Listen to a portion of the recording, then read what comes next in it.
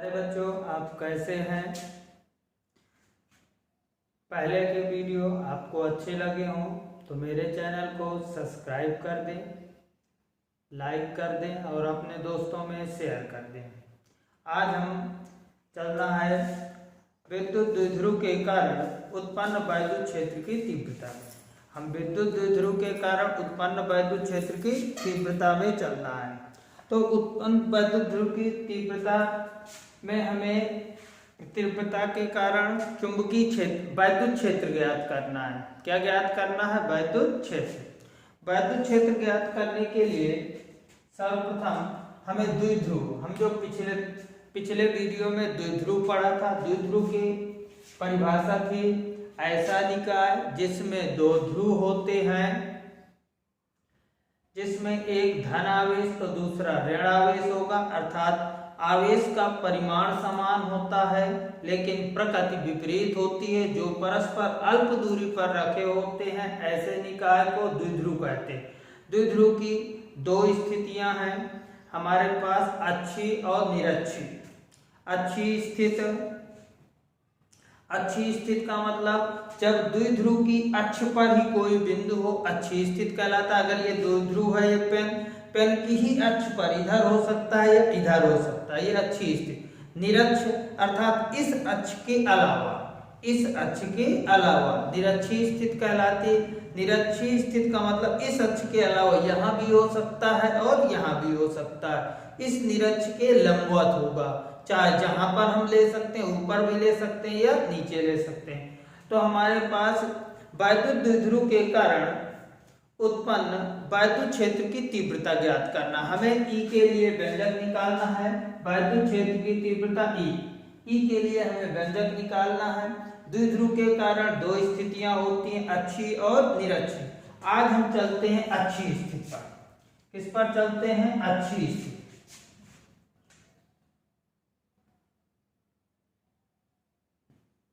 वैद्युत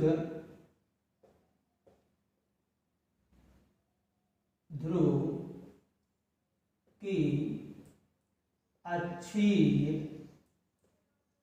स्थिति। वैद्युत द्विध्रुव की अच्छी स्थिति। अच्छी स्थिति का मतलब होता है इन ऑन पोजीशन, अर्थात इसी लाइन में हमारी पोजीशन होगी। तो हम सबसे पहले तो हम चलते हैं वैद्युत द्विध्रुव बनाते हैं। ये हमारा एक वैद्युत द्विध्रुव है, यहाँ पर माइनस क्यू है, यहाँ पर प्लस क्यू आर। ये ए सिरा है, ये बी सिरा है। इसकी दूरी जो होती है 2l, अल्पांश दूरी 2l ली जाती है। ये हमारे पास ओ बिंदु है। ओ बिंदु से द्विध्रुव की अक्ष पर एक बिंदु P है जिस पर वैद्युत क्षेत्र की तीव्रता ज्ञात करनी है। कहां पर ज्ञात करनी है हमें? P बिंदु पर, जिसकी केंद्र से दूरी r है। जिसकी केंद्र से दूरी कितनी है? r।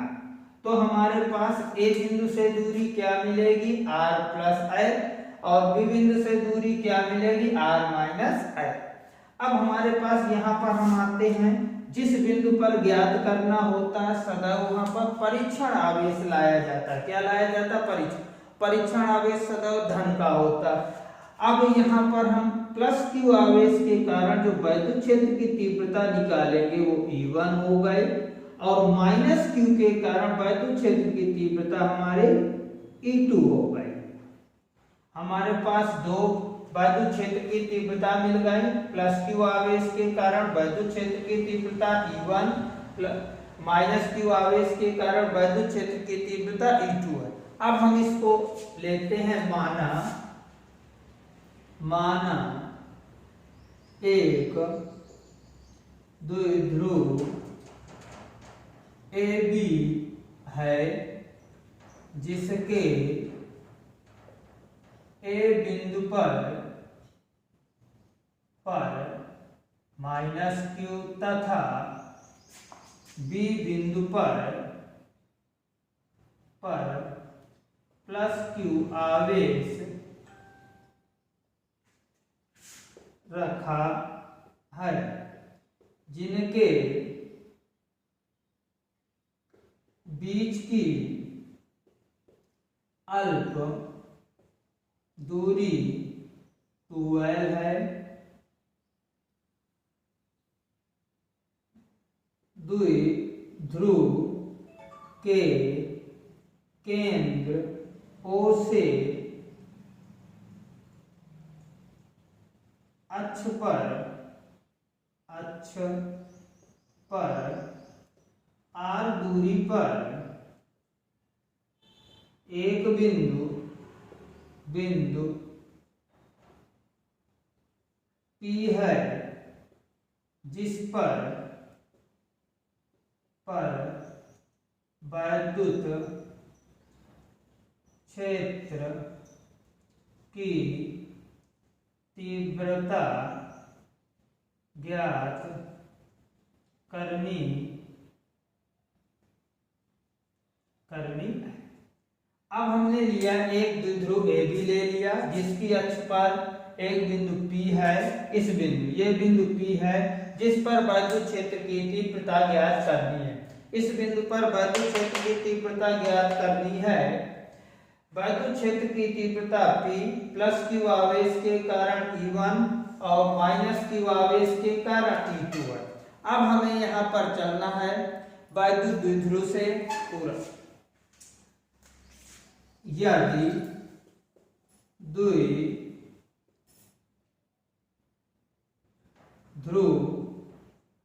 माध्यम के परावैद्युतांक में रखा हो तो अब हम प्लस Q आवेश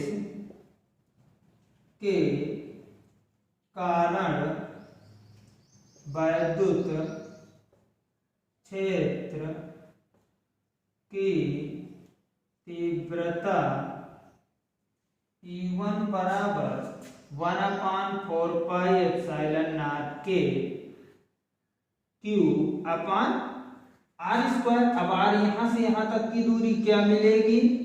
r माइनस l का होल स्क्वायर। इसी प्रकार माइनस Q आवेश के कारण वैद्युत क्षेत्र की तीव्रता E2 बराबर 1/4πε0 के Q अपान, अब यहां से दूरी r प्लस l का होल स्क्वायर। अब परिणामी बिंदु P पर परिणामी तीव्रता, ये दोनों एक ही अक्ष पर हैं। तीव्रता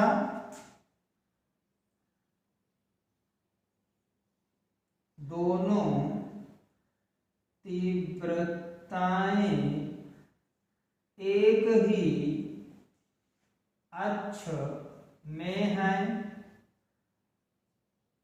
लेकिन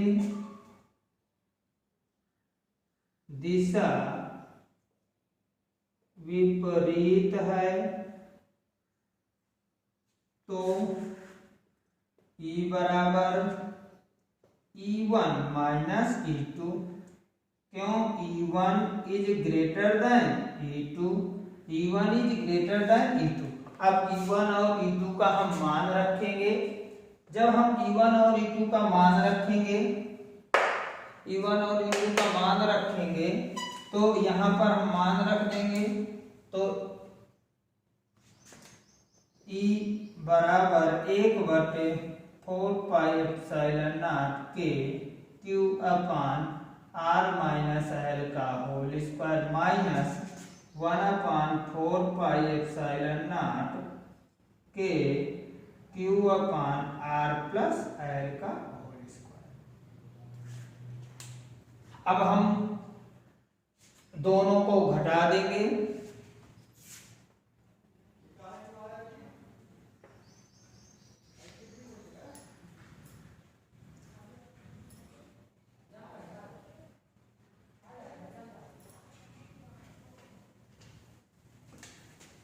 E बराबर 1/4πε0 के कॉमन हो गया और Q यहाँ से बचा 1/r-l का होल स्क्वायर माइनस 1/r+l का होल स्क्वायर।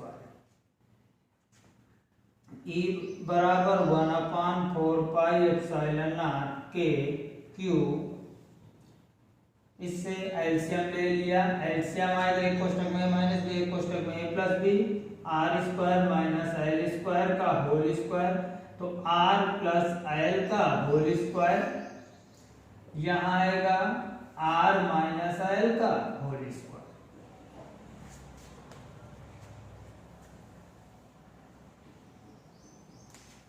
1/4πε0 के क्यू स्क्वायर करेंगे, R square plus L square plus 2rl minus अंदर गुणा कर देंगे और स्क्वायर कर देंगे, R square minus L square plus 2rl, नीचे हमारे पास R square minus L square का होल स्क्वायर, इससे ये कैंसिल, इससे ये कैंसिल, हमारे पास 1/4πε0 के क्यू, यहाँ से 4rl/r² माइनस एल स्क्वायर का होल स्क्वायर।